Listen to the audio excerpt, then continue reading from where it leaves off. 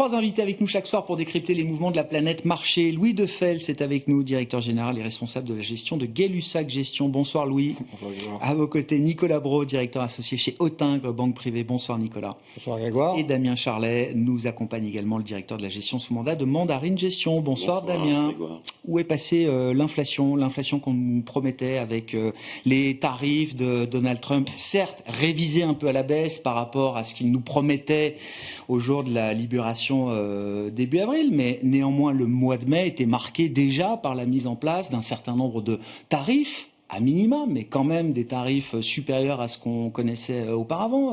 Damien, les États-Unis ont collecté de l'argent avec les tarifs. Visiblement, on a du mal à le voir dans le chiffre d'inflation qui est paru aujourd'hui. Oui, alors peut-être que ce qui peut expliquer justement cette surprise, c'est que vous avez quand même beaucoup d'entreprises qui ont largement augmenté leurs stocks en prévision des tarifs, donc elles sont peut-être en train encore d'écouler ces stocks justement et qu'elles ont évité d'augmenter les prix tout de suite.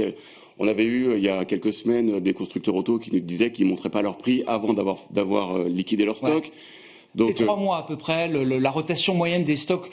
Dans l'ensemble aux États-Unis, secteur par secteur, ça peut être très variable, mais c'est à peu près 3 mois le niveau de stock moyen aux États-Unis. Absolument. Et ce constructeur, je crois qu'il il disait que ces stocks pouvaient l'emmener jusqu'au mois de juillet. Ah, donc ça peut être une explication. Maintenant, l'autre explication, ça peut être aussi que l'inflation, elle est calculée sur un certain nombre de sous-jacents qui ne sont pas forcément tous impactés par les droits de douane.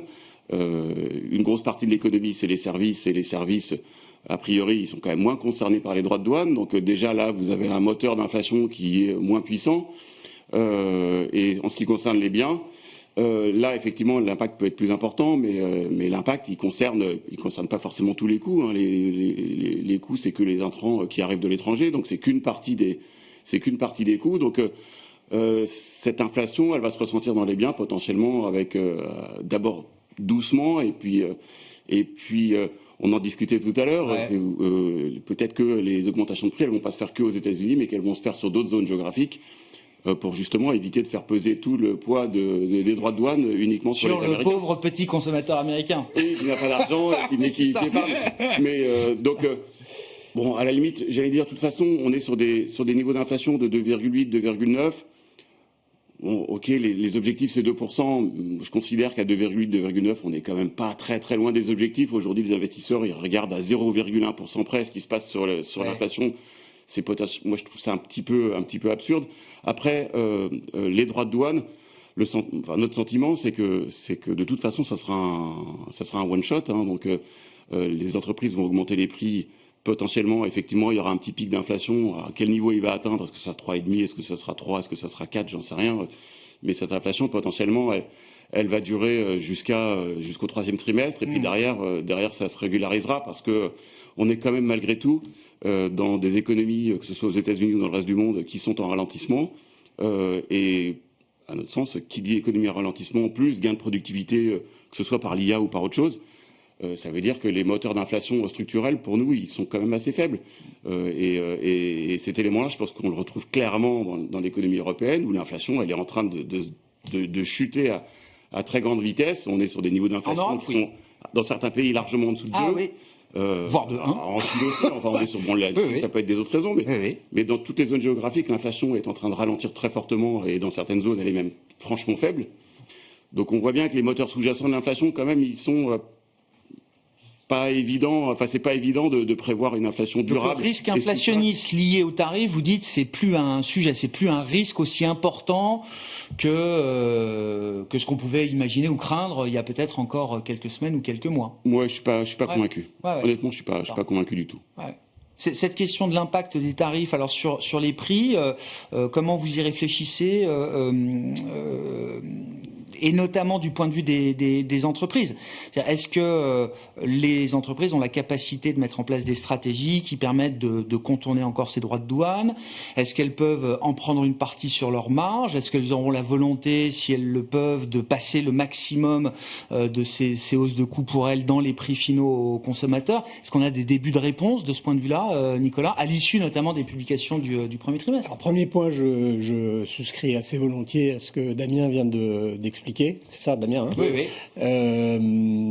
Il y a indéniablement un écart entre l'idée qu'on se fait de l'inflation aux États-Unis en 2025 post-trade wars ou guerre tarifaire et l'instantané. Donc il ne faut pas surlire une donnée mensuelle du mois de mai. S'agissant des entreprises, il y a autant de cas il y a tous les cas, hein. Ah ouais. Il y a beaucoup d'entreprises qui ont des positions qualitatives aux États-Unis ou qui sont sur des segments qui ne trouvent pas forcément de concurrence américaine, qui vont passer des hausses de prix. En fait, le vrai sujet, c'est pas tellement cela, c'est de mesurer si ce pricing power, notion qui est parfois abusivement utilisée, Usurpé. se traduit par un effet de cannibalisation ou destructeur sur les volumes ou pas. Ouais. C'est ça le véritable enjeu pour les entreprises. Vous avez des entreprises qui ont déjà, par leur body language ou plus ou moins de façon explicite, dit qu'elles se concentreraient moins sur le marché américain. Et ce qui est le plus frappant dans tout ça, et c'est des tentatives de réponse à vos interrogations, des entreprises celles qui ont décidé d'ouvrir des nouvelles unités de production aux États-Unis, c'est l'exception. Ouais. C'est rare. Alors de raconter des histoires, j'ai déjà une implantation et je vais augmenter les cadences de mon usine du Texas ou d'ailleurs de 10% ou de 30%, c'est très bien, ça occupe l'espace de temps de parole, mais sérieusement, on ne voit pas pour l'instant, en tout cas moi je n'ai pas en tête, de cas d'entreprise qu'on entend sur ce sujet concrètement depuis au moins la publication des données du premier trimestre, puis toutes les conférences qui ont lieu depuis. On ne voit pas de grands changements en matière de supply chain à ce stade. Non. Mais il faut dire aussi que d'une part, ce sujet de produire là où on vend, c'est un sujet qui a une décade et demie ou deux. C'est ça. Ça fait longtemps. Dans une stratégie d'entreprise, c'est pas nouveau. La meilleure protection, le meilleur edge contre tout, y compris contre le sourcing. Oui. Mais après, le forex, enfin le change, c'est de produire au maximum là où on vend. Ça fait aussi 20 ans que le modèle d'expatriation, ça n'a rien à voir. Mais il faut être américain en Amérique, brésilien en Brésil, chinois en Chine. Donc tout ça participe d'une organisation des systèmes de production des entreprises pour lesquels les tarifs est, allez, on va dire un ajustement, un accélérateur. Bon, deuxième chose, il y a eu Trump 1. Souvenez-vous de Trump 1 et l'état de l'industrie automobile, oui, et les chaînes de production au Mexique. Et c'était un peu encore plus concentré. Je dirais, on pointait du doigt les zones les plus proches, mais déjà ça a été un sujet de réflexion. Et souvent on entendait des entreprises qui nous répondaient à l'époque, ça a déjà 8 ans.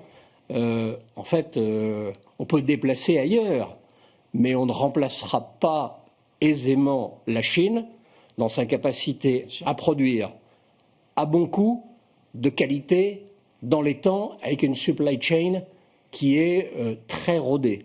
Il me semble que tout ça, c'est complètement à l'œuvre aujourd'hui. Oui. Complètement. C'est même encore un peu plus magnifié, peut-être, ce pouvoir de production chinois sur des segments à haute valeur technologique, etc. C'est quelque chose qui n'existait peut-être pas autant il y a 10 ans. L'opinion qu'on peut avoir sur la qualité des produits chinois n'est pas la même il y a 8 ans qu'aujourd'hui. Aujourd'hui, elle est significativement supérieure. Et vous dites là aussi, gardons la tête froide sur l'impact que ces droits de douane, ils en auront bien forcément, mais auront sur la marge des entreprises, leur capacité à faire du business et les marges qu'elles sont capables de générer, Nicolas. Alors Grégoire, gardons la tête froide. Oui, vraiment. On va pas préempter sur votre invité tout à l'heure. On a très chaud dans le studio, le métier de gérant, ceux qui nous regardent. Mais notre job de gérant, c'est de garder la tête froide. Ouais. Hein, tout est fait pour nous faire réagir tous les jours avec des déclarations qui sont plus ou moins intéressantes, ça veut dire plus ou moins inintéressantes. C'est un sujet de fond et on ne va pas prétendre, parce qu'il y a une accalmie des indicateurs de volatilité, que tout ça est extrapolable. En fait, on n'en sait rien. En revanche, ce qui, moi, me frappe beaucoup, et on a 4 ou 5 trimestres de recul dans nos rencontres avec les entreprises. Ouais. On se voit souvent avec Louis, on rencontre des boîtes tout le temps. Sûr. Je note une gestion lucide, sans panique, avec beaucoup de flegme, de ce sujet sérieux. On va bien voir. Ouais. Mais on ne va pas ajuster notre processus au mois le mois, alors que par essence, augmenter une cadence de production, ça prend quelques mois, et construire une nouvelle usine, ça prend 3 ans. Il n'y a pas de réflexion avancée d'une réorientation de l'empreinte industrielle des entreprises mondialisées aujourd'hui. Si, la réflexion elle est omniprésente, oui, mais il n'y a pas forcément de décision drastique. Oui, oui. C'est un sujet de fond qui va continuer à prendre de l'ampleur, et je trouve ça extrêmement encourageant. Ouais. Louis, vos commentaires là-dessus. Et puis sur le fait aussi que les indices actions soient revenus sur les sommets. En 2 mois après le choc de Liberation Day, on revoit des records ou des niveaux quasi-records sur la plupart des indices actions, au moins des pays développés aujourd'hui. Ce qui est intéressant sur les droits de douane, là je sors tout juste du Forum Modo, Ouais. et on a rencontré notamment la société Thermador, qui est un grossiste, donc qui achète notamment en Italie et beaucoup aussi en Chine, et qui revend donc au Leroy Merlin dans les bâtiments, donc dans beaucoup de différentes industries, que ce soit dans l'eau, dans les bâtiments, donc dans les fluides, beaucoup de choses. Et ce qu'ils ont dit, c'est que les fameux droits de douane, l'Europe, en tout cas une société comme Thermador, est un gagnant indirect. Pourquoi ? Parce que les Chinois, maintenant, avant qu'ils exportaient à fond vers les États-Unis, veulent déverser à fond vers l'Europe et sont prêts à faire des réductions massives. À discount. À discount, bon c'est prix. très vrai. En plus, il y a le coût de fret qui est en train de rediminuer. Et c'est vrai que Thermador, qui avait explosé post-Covid, que tout le monde voulait faire des piscines, faire de la rénovation, faire du bricolage. Donc c'est vrai qu'ils nous ont dit que le mois de mai, il a fait beau. Les gens, de nouveau, ont été dans les magasins de bricolage. Donc c'était plutôt bon signe. Et ils nous ont dit, c'est vrai que les prix avaient énormément monté. Je crois que sur post-Covid, pendant 3 ans, les prix ont augmenté de plus de 20%. Donc forcément, il y a eu un impact un peu à un moment sur les volumes avec les effets de base. Les prix étaient un peu en baisse, ça se stabilise. Mais les prix en baisse ont été largement compensés par des achats venant de la Chine beaucoup moins chers. Alors que par exemple en Italie, qui est une autre partie de leur source de production, eux n'ont pas baissé les prix. Donc voilà, donc, dans la guerre indirecte des droits de douane, l'Europe s'en sort plutôt bien, parce que voilà, on en parlait, on a beaucoup de services aussi en Europe. Et pour les peu de sociétés, il y a quand même beaucoup de sociétés industrielles, notamment italiennes, françaises ou même allemandes, très souvent elles vont sourcer en Chine. Donc c'est vrai qu'en ce moment, si on peut avoir des coûts de production plus faibles, on ne va pas bouder notre plaisir. Alors ça rajoute une pression concurrentielle quand même dans certains secteurs, j'imagine. Ça rajoute de la pression concurrentielle, mais c'est vrai qu'aujourd'hui, je pense que l'Europe va ressortir le grand gagnant, et on l'a vu clairement pendant Liberation Day, les États-Unis ont été nettement plus sanctionnés, l'Europe est revenue beaucoup plus vite au plus haut, ça me rappelle en fait ce qui s'est passé à Liberation Day, c'est un peu pendant le Covid, tout a été entraîné avec l'eau du bain, et puis les sociétés finalement qui n'avaient pas d'impact des droits de douane ou qui étaient très peu exposées aux consommateurs américains qui est en train de ralentir, mais elles ont rebondi très vite. Et c'est vrai que nous, on a dû, donc chez Gussac Gestion, regarder les sociétés qui n'ont à peine rebondi, qui avaient des impacts sur les droits de douane. On a une société qu'on aimait beaucoup, malheureusement, on a dû la céder, c'est MIPS. Ils vendent des technologies, par exemple, pour les casques de vélo, de ski, etc. Le petit sticker jaune, exactement, sur les stickers vélo, jaunes. notamment. C'est que le problème, c'est que c'est une société qui est qu'on aime beaucoup, qui repartait en forte croissance, mais le problème, c'est qu'ils fabriquent tout en Chine, et une grande partie de leur chiffre d'affaires, c'est aux États-Unis. Donc là, c'était le combo perdant. Là, c'est le pire positionnement possible, entre guillemets. Pire positionnement. Donc là, le titre a rebondi parce que forcément, il y a un accord qui est en train de se faire entre la Chine et les États-Unis.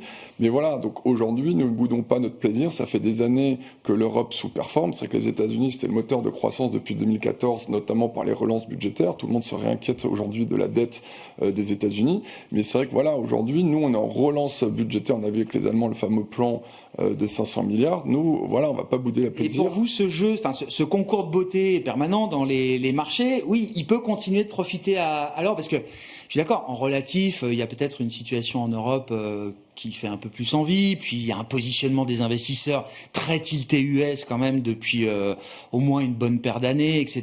Le besoin peut-être de se réallouer un peu de capital ailleurs, se diversifier, etc. Mais oui, l'Europe, l'intérêt ou l'attractivité de l'Europe peut dans le temps quand même perdurer au-delà d'un simple jeu relatif, quoi. On le pense clairement, il y a eu énormément de flux qui sont partis l'année dernière, qui sont sortis vers les États-Unis. Ils sont en train de revenir. Là, je crois que c'est une stat de Goldman Sachs qui dit qu'il n'y a jamais eu autant de flux re-rentrants sur les large caps là ces dernières semaines, mois. Donc voilà, c'est plutôt positif, on va pas bouder notre plaisir.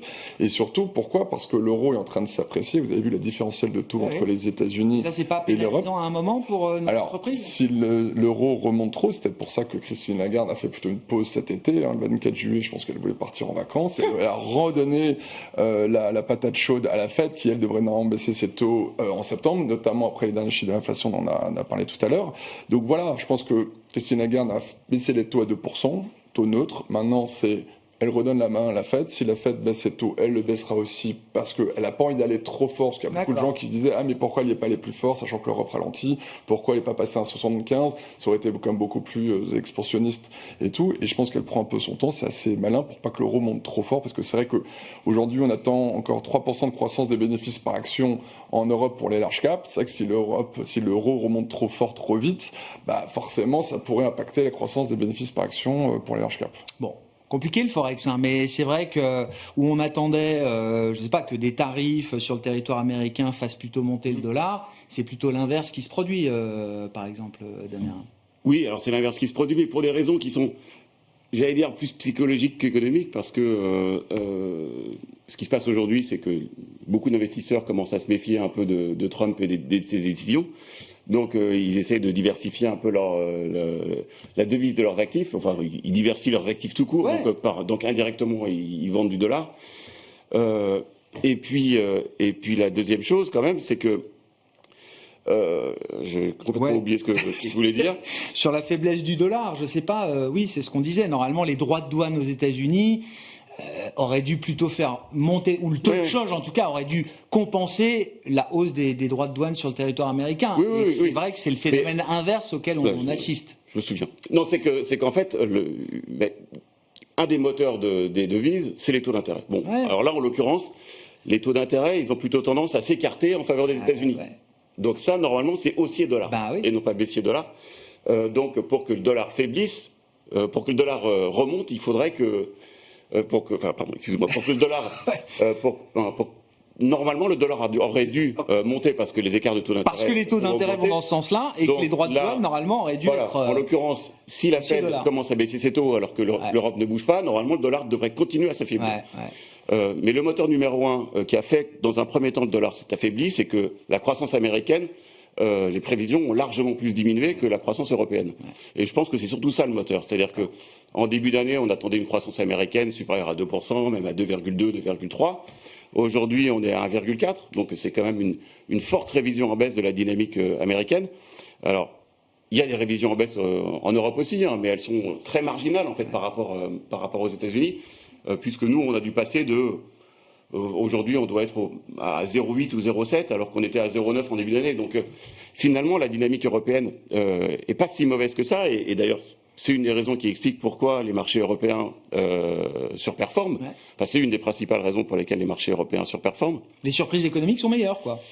Oui, et en fait, la deuxième chose, c'est que alors, qui dit surprise économique au niveau PIB dit évidemment aussi meilleure résistance au niveau des résultats des entreprises. Parce que là aussi, les résultats des entreprises américaines ont été très largement révisés en baisse, alors qu'en France, en Europe, ça a été un peu révisé en baisse, mais beaucoup moins. Et je pense que la raison pour laquelle Christine Lagarde fait une pause, c'est parce que l'économie européenne, elle tient bien. Et donc, elle a aujourd'hui pas vraiment besoin de baisser ses taux d'intérêt parce que on a une économie européenne qui montre que le marché de l'emploi se tient, le pouvoir d'achat se tient. Et donc, elle n'a pas besoin de soutenir. Et donc, il vaut mieux qu'elle garde ses cartouches pour le jour où, potentiellement, l'économie européenne ralentira davantage qu'aujourd'hui. Donc, pas de précipitation. Et en même temps, les banquiers centraux, même ceux qui sont au quiche, disent si jamais ça ralentit, on n'exclut pas sera capable d'ajuster encore. De baisser davantage au troisième trimestre, au quatrième trimestre, même les Autrichiens et les Allemands. Donc, là, c'est une pause. Mais je ne pense pas qu'il y ait d'idée... Enfin, je ne suis pas sûr que l'idée derrière, ce soit particulièrement les devises. Il n'y a pas de problème d'inflation. Au contraire, potentiellement, on sera amené à baisser les taux d'intérêt plutôt parce qu'on aura de la déflation. La semaine prochaine, la Banque nationale suisse ramène son taux directeur à 0, a priori. Oui, alors ils sont en déflation. Voilà. C'est que structurellement, c'est déflationniste. La Suisse est structurellement déflationniste, mais ils sont pas loin de nous, quoi. Non, ils sont pas loin de nous, mais ils ont une monnaie encore plus forte que nous. Donc ça, on l'a pas dit aussi, mais la monnaie forte, ça peut être un inconvénient compétitif, mais c'est un avantage sur l'inflation parce que c'est déflationniste, une monnaie forte. Très productif aussi, la Suisse, si on cherche les différences avec nos économies. Sur la faiblesse du dollar, comment vous l'analysez à ce stade, Nicolas, et quels sont les déterminants? Qu'est-ce qui pousse le dollar à la baisse et qui pourrait continuer de le faire ou non? Sujet intéressant parce que c'est un peu la mère nourricière de beaucoup de choses. Moi, j'ai jamais été très partisan de la tenue d'une monnaie dépend de ses taux d'intérêt. c'est un critère. La réalité, c'est qu'on voit exactement le contraire aujourd'hui. Il y a des écarts de taux qui sont monstrueux des deux côtés de l'Atlantique, avec un momentum qui n'a rien à voir, et il n'y a pas eu de dépréciation, il n'y a pas eu un renforcement du dollar. Donc il y a d'autres, c'est un critère, hein. Oui. Il y a d'autres facteurs qui sont à l'œuvre. Et pour dire les choses, d'abord sur le court terme, on est à 1,14 euros contre dollar. On était à 1,11 il y a 7 ou 8 mois. Oui, Souvenez-vous qu'avant l'élection de Trump, Oui. qui a été, on va pas faire l'histoire après coup, ça n'a aucun intérêt. C'est comme sur les marchés, non, c'est pire sur les marchés, il faut jamais la refaire. Mais on l'a vu venir. Donc il y a eu un espèce de jeu de compensation par anticipation qui s'est en partie défait. Ouais. Je crois qu'il y a plus que ça aujourd'hui. Et que les éléments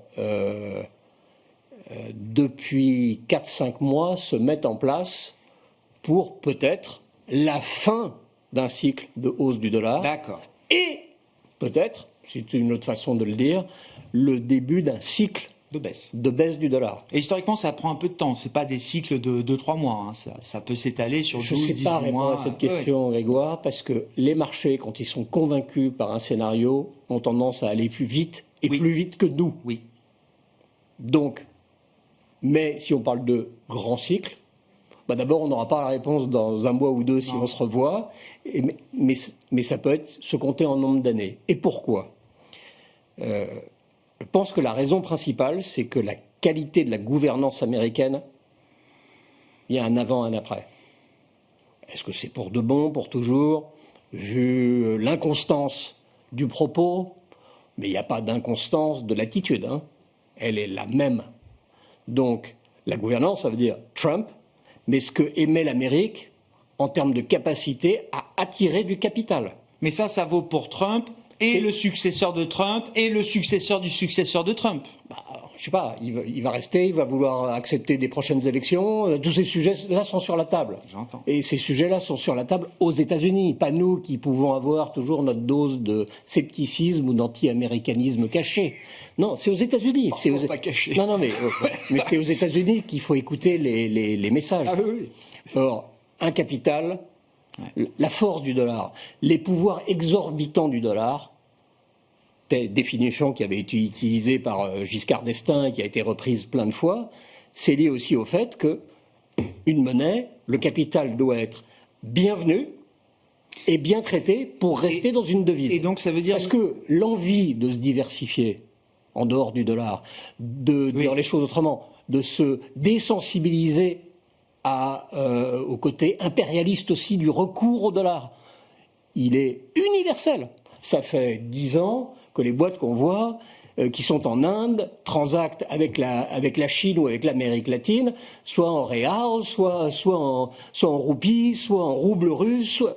Donc, on va dire, le Sud global a déjà fait fi de cette surdépendance au dollar. Et nous, on aimerait bien trouver un rôle de monnaie de réserve de même acabit. Oui, j'entends. De même acabit. Pas de bol, en 2024, c'est l'or qui est devenu le deuxième actif de réserve derrière le dollar et devant l'euro. Alors l'or a pris 30%, en prix de marché, ça joue beaucoup, mais il y a aussi tous les achats d'or. Peut-être pour compléter, il y a le court terme et il y a le long terme. Oui. Sur le long terme, peut-être pour qu'un cycle s'enclenche, parce qu'aujourd'hui, ça ne s'appelle pas un cycle. Ça suscite des questions et un réajustement. Peut-être que ça s'exprimera quand la Fed baissera ses taux. Peut-être que si le scénario de 2026, c'est 5-6 baisses des taux, là, ça peut entamer une deuxième phase. Mais si le point clé, je reviens au début de votre propos, Nicolas, c'est la question de la gouvernance des États-Unis, ça veut dire que ce qui va se passer sur la succession de Jérôme Powell, ce qui se passe par exemple en Californie aujourd'hui où l'administration Trump décide d'envoyer les Marines et la garde nationale, peut-être de manière un peu prématurée, ce qui se passe avec Harvard et les grandes facs américaines, c'est au moins peut-être aussi important pour un investisseur global que ce qui se passe sur les droits de douane.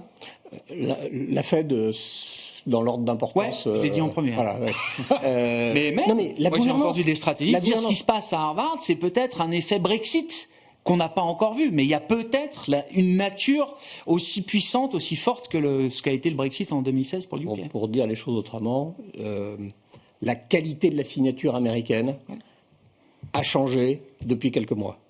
Donc ça se reflète potentiellement ou sur le dollar, ou tout de suite sur le dollar, ça se reflète sur les obligues et sur notre capacité à penser que ce pays qui a toujours été mu par un volontarisme économique pour faire de l'argent et faire de la productivité, pour protéger le capital, avec des banquiers centraux qui étaient la banque centrale de référence du monde, tout en attirant les talents du monde entier pour créer de la croissance, tous ces éléments-là sont émotivement heurtés et peut-être fondamentalement déjà en train d'être fragilisés. Ouais. Et donc un boulevard pour l'Europe, alors. Je reviens à vous. Oui, c'est un boulevard dans l'Europe, en effet, ce qu'a dit Nicolas, c'est vrai que on a fait 1,11, on est tombé quasiment à la parité et on est revenu, donc on a juste corrigé les excès de l'exceptionnalisme qui était vraiment l'aboutissement, c'était l'élection du président Trump. Donc là, on a corrigé. C'est vrai que là, on a un 14. Et nous, on pense qu'on va avoir, comme disait un peu Nicolas, la deuxième phase haussière de l'euro par rapport au dollar, peut-être un 20. Après, c'est hyper difficile de le savoir, mais le mécanisme est enclenché. Pourquoi ? Parce que pour la première fois, ça y est, on arrive un peu en fin de cycle aux États-Unis. Ça fait 2 ans qu'on pensait, que tout le monde disait qu'on est en fin de cycle aux États-Unis. Et tout ce qui se passe avec les droits douanes, en fait, c'est même sans Trump et sans les droits douanes, on arrivait comme en fin de cycle. Donc là, ça va peut-être précipiter les États-Unis dans cette fin de cycle au moment où l'Europe va beaucoup mieux. Rappelez-vous, il y a eu des différents problèmes. Aujourd'hui, tout le monde parle du problème de la dette. C'est vrai qu'il y a la Fed qui pourrait intervenir à chaque fois. Il y a eu le UK, le problème de la dette. Ils ont, à un moment, avec le problème du ministre, ça a été réglé en 2 secondes. Et rappelez-vous, de 2012 à 2014, la dette en Europe, ça a été une catastrophe. On a mis 2-3 ans à régler le problème de la dette avec la Grèce, etc. Aujourd'hui, maintenant, l'Union européenne a compris qu'il fallait intervenir hyper rapidement. Et l'exemple le mieux, c'est enfin l'Allemagne. Ce fameux plan de 500 milliards, c'est vrai que c'est beaucoup d'annonces. Les gens ne savent pas forcément ce que c'est. Et de nouveau, nous qui sommes aussi plus des gérants, donc des stock pickers de terrain, ce qui était parce que ce chiffre de 500 milliards, oui, ou 1000 milliards même, voilà, les économistes aiment bien brandir des gros chiffres, mais pour les entreprises que vous rencontrez, ça veut dire quoi ? Donc là, on a vu la société Wavestone, qu'on aime beaucoup, Pascal Imbert, qui est donc une société de conseil en informatique, donc qui sont présents aux États-Unis, en Europe et notamment en Allemagne, avec le rachat de l'année dernière de Cuperior, donc une très belle société qui est présente dans l'industrie allemande. Et on lui a vraiment posé la question, est-ce que le plan de 500 milliards, est-ce que c'est vraiment efficace ? Et clairement, il nous a dit, oui, c'est vraiment efficace. À court terme, au début, évidemment, pour la défense. Bon, malheureusement, eux sont peu présents dans la défense. Ça va être très présent aussi pour l'énergie, le transport. Il nous a donné l'exemple Deutsche Bahn, c'est un de leurs grands clients, qui était en train de ralentir. Et là, d'un coup, paf, ça y est, c'est reparti. Les chemins de fer suisses aussi en indirect, parce qu'ils sont pas mal vus, c'est en train de repartir dans l'énergie, c'est en train de repartir à fond. Et puis après, ce qui est intéressant, c'est la dérivée seconde. Ça va ruisseler aussi sur le reste de l'Allemagne. Et donc, c'était assez intéressant, notamment toute l'industrie et tout. Donc, il était assez positif en disant, ce plan de 500 milliards, donc on va pas voir les premiers effets en 2025 et ça va arriver sur 2026. C'est pour ça que l'Europe va beaucoup mieux, parce qu'on va commencer à acheter la croissance des BPA pour 2026. Comme je disais tout à l'heure, en Europe, ça fait 3 ans qu'il n'y a pas de croissance de bénéfices des actions. À zéro, voilà, ça fait 3 ans qu'on a zéro. Bon, on irait aux US, c'est pareil. Si vous retirez les 7 magnifiques, le S&P 493, il n'y a pas de croissance de BPA aussi depuis 3 ans. Donc on n'a pas boudé notre plaisir par rapport aux US hors les 7 magnifiques.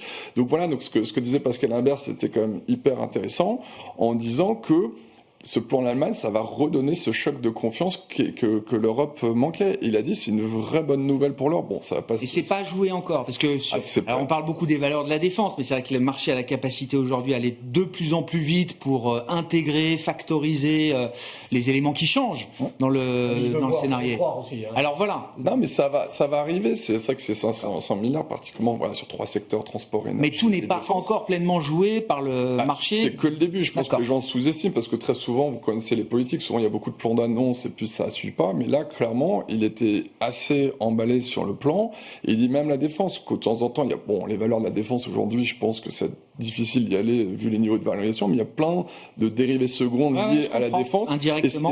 Et ça va rejaillir surtout, même la France qui n'a pas l'impact direct, je pense que ça va faire du bien à la France, donc c'était très rassurant au niveau de la confiance, parce que vous savez que contrairement aux US, si on reparle encore sur le dollar, les États-Unis, eux, arrivent en fin de cycle, ils ont complètement consommé leur épargne Covid, alors qu'en Europe, on a une épargne très importante qui attend que ça, c'est le choc de confiance pour relancer la consommation. Et ça va le marché, le rattrapage des petites et moyennes capitalisations boursières en Europe, on a du mal à le voir aux États-Unis, mais on le voit plutôt en Europe. C'est le reflet en partie de ce que vous décrivez. Alors, oui. c'est en partie, ça fait 3 ans que la classe d'actifs a souffert pour tout ce qui était contre eux, qui est en train de changer, donc c'est-à-dire des taux élevés. Bon, là, ça fait 8e baisse de taux qui est là. Maintenant, quand l'euro est plus élevé, c'est des sociétés locales, donc elles ne sont pas impactées par un euro plus fort, et au contraire, elles ont plus, quand elles achètent à l'étranger, elles achètent mieux. Et aussi, politique de flux. Et voilà, aujourd'hui, on a vu les flux qui sont en train de revenir. Ça me rappelle beaucoup 2012, quand Draghi était dit la même phrase, whatever it can, c'était remonté vers les larges, puis les mid, puis les small, et enfin les micro-caps. Et derrière, il y a eu un rallye de 5 ans de surperformance des small caps. Donc on peut espérer, après 3 années de forte sous-performance, voilà, on ne va pas crier victoire trop tôt, parce qu'il y a eu beaucoup de faux départs, mais en tout cas, on reste relativement confiant. Mais dans un moment comme ça, oui, on peut se permettre peut-être de remonter un peu le niveau d'enthousiasme, quoi. On remonte le niveau d'enthousiasme. Dire les choses. On va pas bouder notre plaisir. On va pas bouder notre plaisir. Ne boudons pas notre plaisir. Donc on surfe sur l'enthousiasme de Louis vis-à-vis de l'Europe, des actions européennes. C'est vrai que, bon, on habite en France, en Europe, vous êtes des gérants d'actifs en Europe.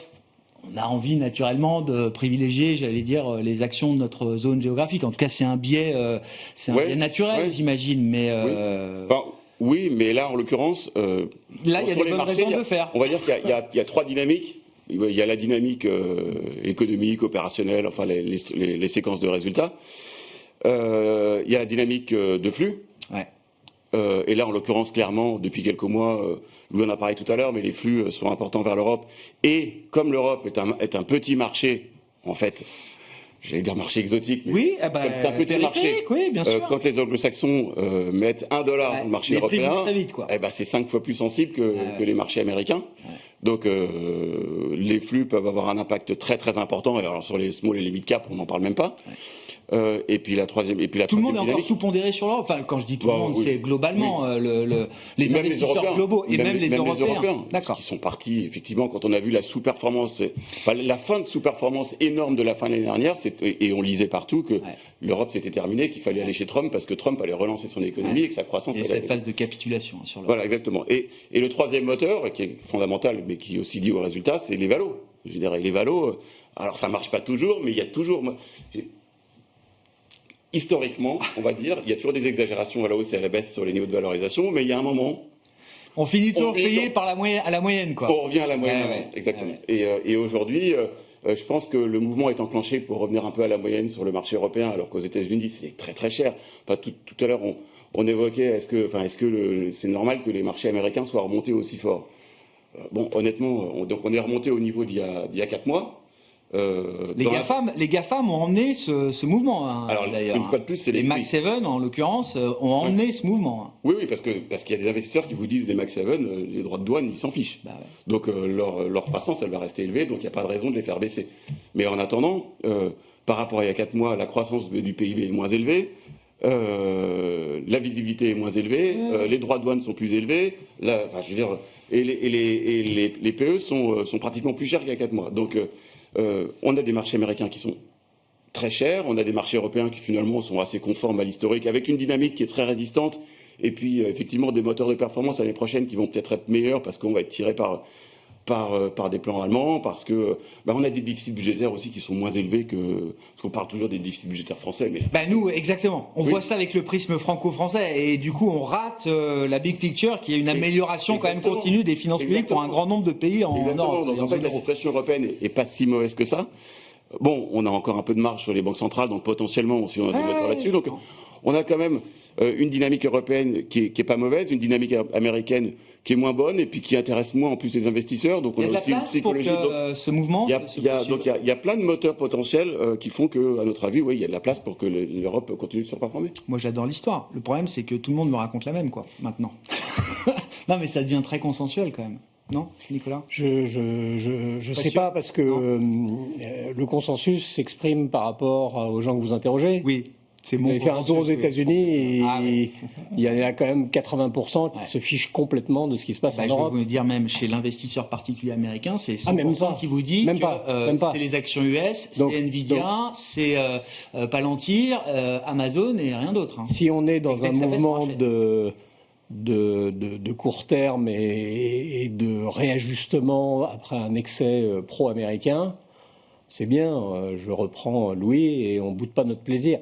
Pour que ça aille plus loin et que ce soit un cycle, il faut aussi que l'Europe se bouge le popotin. Oui. On a une banque centrale qui ne fait pas d'erreur. Ça n'a pas toujours été le cas. Elle a fait le job. Si elle s'arrête après avoir passé les taux de 4 à 2, and so what? Qu'ils aillent à 1,75 ou à 1,5, qu'est-ce que ça va changer? Il y a un pilote dans l'avion et une institution monétaire qui fait le job. Ouais. Il y a davantage de dialogue politique. Et on surjoue le côté allemand de la chose.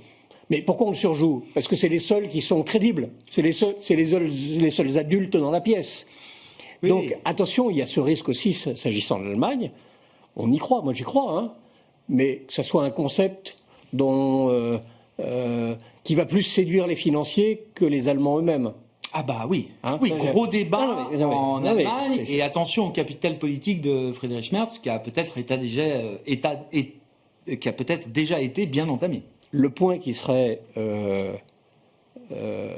extrêmement important pour nous convaincre et convaincre les investisseurs non européens, c'est qu'il y a un phénomène un peu d'entraînement sur les opinions publiques et sur le consommateur européen. Parce que lui, il a 16% d'épargne. 18 ici, 13 par là, il y a de l'épargne. On est prudent par nature, par culture, par religion parfois, mais on est prudent et on a la pent-up demand s'est reconstituée, les taux baissent, le coût de l'énergie baisse, le pétrole baisse. Bon, c'est pas encore toujours visible pour le consommateur final, mais enfin, en euros, le pétrole cette année, sur 5 mois, c'est moins 20%. Donc, il y a des données qui, macroéconomiquement, devraient être favorables. Mais pour l'instant, est-ce que ça produit un effet favorable sur la consommation des ménages? Franchement, elle s'effondre pas. On veut le voir pour y croire. Hein, pour attirer le capital, il ne faut pas juste qu'on fasse moins mal que l'autre. Il faut aussi qu'on ait une dynamique interne. Quant aux États-Unis, quand tout va mal, pour l'instant, ils montrent qu'ils sont réactifs et adaptables. Ils sont juste devenus tellement arrogants. Ça s'est traduit par cette notion d'exceptionnalisme américain qui peut-être a signalé un pic historique. Et puis après, on va voir. Mais bien sûr, on a envie d'y croire. Mais attention, ne nous y trompons pas. L'Europe dont on parle, l'Europe financière boursière, réalise 45% de ses résultats hors d'Europe. Le monde coté est indissociable en Europe de ce qui se passe aux États-Unis, en Chine et dans les émergents. Même dans les... C'est une zone très ouverte. Donc, on a quand même besoin qu'il y ait du calme à peu près ailleurs. Hein. J'entends. Un mot pour finir, J'ai Damien. deux petites remarques. Quelque chose qui a un détail, mais qui a un détail qui peut quand même nous dire quelque chose, c'est qu'il y avait effectivement beaucoup de grandes conférences dans les 2 semaines qui viennent de passer. Et on nous dit qu'il y a 40% de plus d'investisseurs américains. Oui, bien sûr. Steven Schwarzman, Blackstone nous dit, nous, ça va être 500 milliards pour l'Europe. Oui, donc tout le monde. Donc il y a quand même un petit peu d'intérêt. Merci beaucoup, messieurs. Merci d'avoir été les invités de Planète Marché ce soir. Louis Defels, Gaël Hussac Gestion, Nicolas Brault, Autingre Banque Privée et Damien Charlet, Mandarin Gestion, étaient avec nous en plateau.